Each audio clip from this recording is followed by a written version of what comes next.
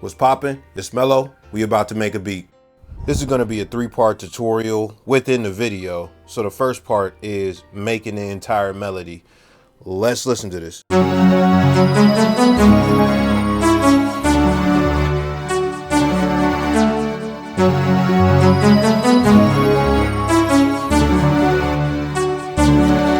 going to get into the first part as far as making a melody. Let's go to this first instrument and isolate it.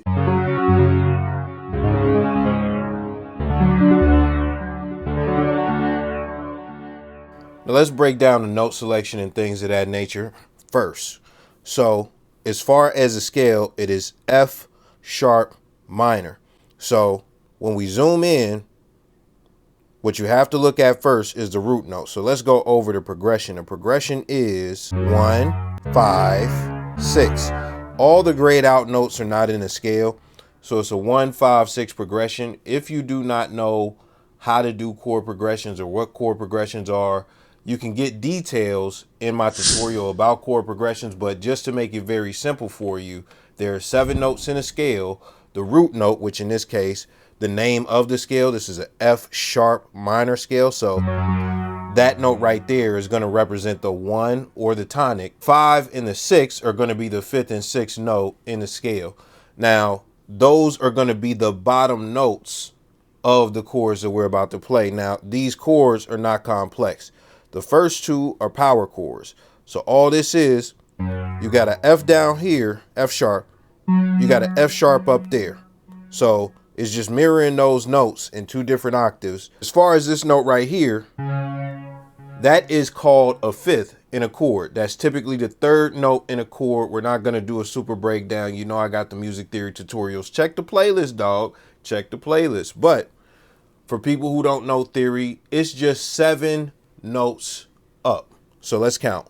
1, 2, 3, 4, 5, 6, 7.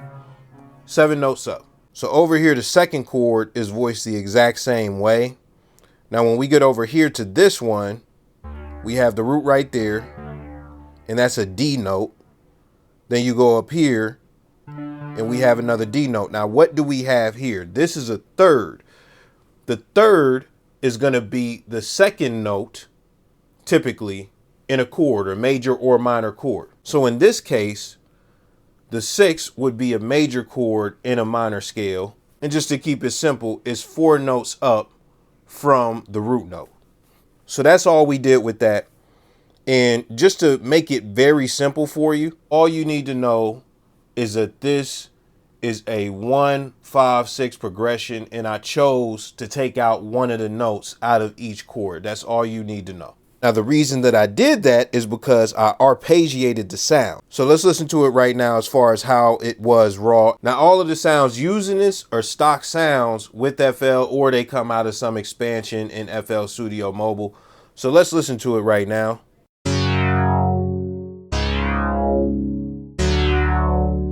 Sounds a lot different than the sound that we had. So the first thing, I wanted some motion. I wanted some rhythm.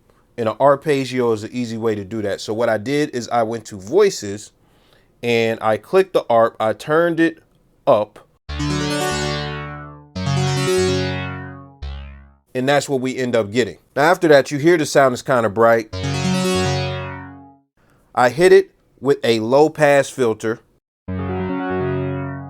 That muffled it. Also hit it with a chorus. I turned the rate up mainly and the mix.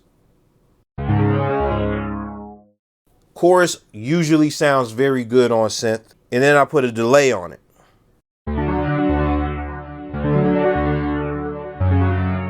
So that's how we get that first sound. Now, as far as the second sound, it's just all the same notes.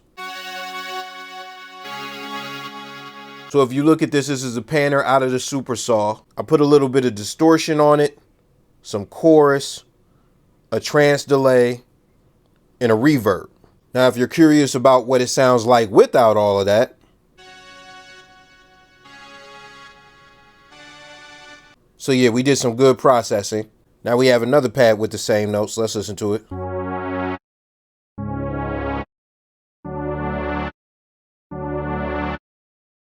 Now the reason that's there is because it has a deeper timbre than the other ones. not necessarily in a lower octave if you look at the whole range of everything that's going on. I had it play the background kind of, so I didn't really do anything with it. Now the main melody plays out like this.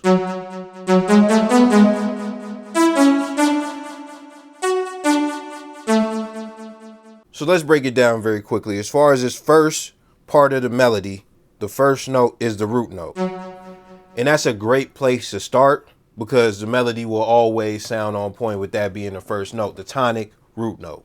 Now after that, we just go steps up the scale, but then we land on another note that's playing in the chord that changes right at that moment. From there, I know I'm going to this note. You see the ghost note behind? That's another note that hits that right there. So being that I know I'm going there, I dance around that and lead into it. You know, this note right here, going a note below in the scale before you get to a note that you want to, that's a good way to lead into that note. They call that voice leading and stuff like that. Something I haven't covered on the channel for real. All I really do with these two notes, I'm just trying to keep the melody going, and I'm touching two notes that are out of the chord that's playing. This note right here at the end, that's the third note in the scale. That just sounded good resolving to the F sharp, which is the root note that begins everything at the end. It just sounded good resolving to it, so I went to that. So just to give a general recap of the notes on this melody, you know, start with the root. The root is always a good place to start. But outside of that, when a chord hits, I usually land on one of the notes out of the chord when a chord hits. And then outside of that, you have a bunch of different ways to string those together. You could walk up steps as far as notes. You could put a note right below it to voice lead into the note that you're about to go into. You could focus on rhythm and space it out. There are a lot of things that you could do, but usually those things as far as landing on the chord notes when the chord strikes, those are the things that will give you a good scope of where you're going before you go too far. Now let's get to the sound. As far as this sound, I'm going to break it down real quick. Let's listen to it raw.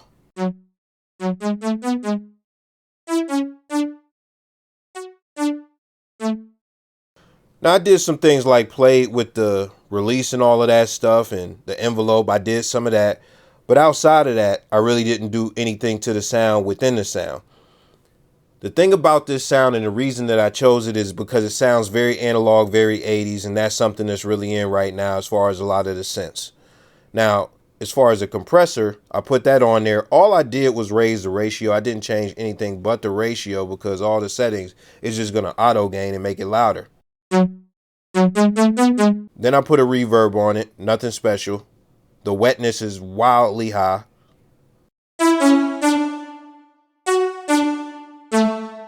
Very short decay. I just wanted to create a real space with it. And then a tape delay.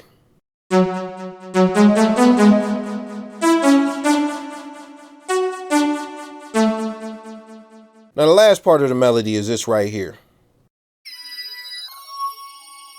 Now all this was, I used this to create kind of an accent ear candy type of feel because I just needed something extra in there to pop out and, you know, just accentuate the melody a little bit more, something to just catch it a little bit more. Now, as far as the notes, it's nothing too special. They're just riding the fourth and the fifth note out of the scale. And the thing that they're doing, if you notice, all the ghost notes, it sits above the whole melody. So there's space up there for me to do something like that. And it also is a sound that sounds good in that octave range and things like that, in that register. Now, the thing about the fourth and fifth notes, if you don't know music theory, that you need to know is the fourth is a subdominant, the fifth is a dominant, and then the root, that's a tonic. So as far as those three notes, I get into those in other tutorials like the chord progression tutorial, what those exactly mean. All you need to know is that those notes sound good most of the time throughout the melody if you decide to use them. Now the sound is nothing special. I didn't do anything to this for real. Now I layered that same melody with this.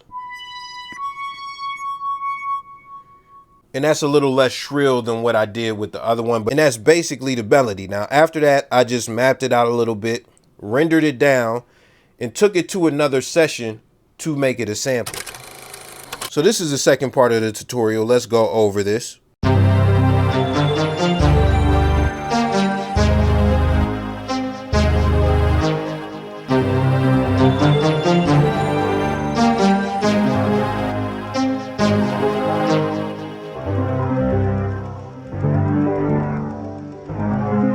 I played a whole sample at the end. So let's talk about how I morphed the sample very quickly. So the one thing that I do know, as far as when you make a sample, if you pitch it up, pitch it down, or stretch it, that gives it a different texture. So when I'm working in FL Studio Mobile with a lot of the stock sounds, even though what I made sounds good, I know this takes it to another level. It makes it sound kind of vintage, things of that nature. So what we're going to do is boost that bar. If you look, it says sync. I put it at a lower tempo, but I also lowered the sample 6 cents. So with me lowering the sample 6 semitones at a slower tempo, that's what we get right there. Now outside of that, this is one of the things that I did. I put a wow and flutter over the sample. You can look at everything. I turned the flutter down all the way, really just focused on using the wow. And with the graphic EQ, I took some of the lows down just a little bit. Now, outside of that, you might be asking what this first part is. The first part is just a hook cut. But what I did, I took down a lot of the lows, and I'm going to show you why in a moment. But I put a very similar wow and flutter on the sample as well, so it didn't change. I did that on a different track so that I could put this sub bass on there. Let's listen to it.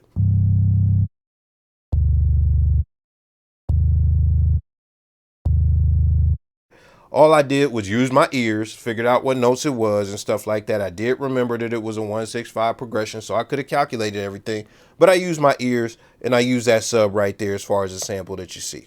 Now, the last thing that I did, I used a tape texture, which comes out of the Combustion kit.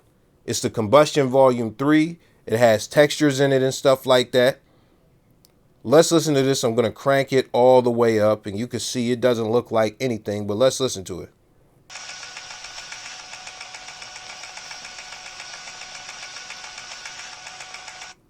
So with that, I put that in there. I turned it down very noticeably low, but I let it pop out a little bit to where, you know, you can kind of hear it in the hook, because I'll be honest, it's not going to matter too much with an artist over it. And with drums under it and stuff like that, 808s, you're not really going to hear it that much, but it still pops out of the mix a little bit. So that's basically it. The third part, I'm just going to play the final sample. So we'll get to that in a moment. We're about to get into the final beat, but first, if you like what you're seeing, be sure to like the video, comment, and also subscribe. I'll see y'all another day, somehow, some way. I'm out.